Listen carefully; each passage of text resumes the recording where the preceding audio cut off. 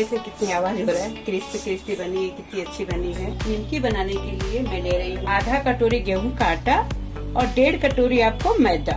नमक ले ले, अजवाइन ले, कुछ काली मिर्च, थोड़ा सा मंगरेला यानी कि काला जीरा, 1 कटोरी घी, के लिए आप तेल भी ले सकते हैं। मेरा तैयार हो गया है और न ज्यादा सख्त है ज्यादा नरम। अब मैं इसको आधी घंटा के लिए गिल्ला कपड़ा से ढक के रखूंगी। अब इस दौरान मैंने तेल गरम करने चढ़ा दिए हैं।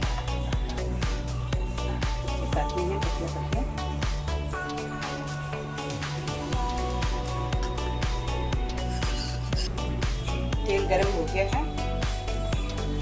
इसे लाल नहीं करनी है, बादामी बादामी कलर का हमको करना है। इसके कम आंच में रखिएगा। चलिए गरम गरम निमकी है, चाय के साथ आप सबको एंजॉय करिए। निमकी आपकी तैयार है।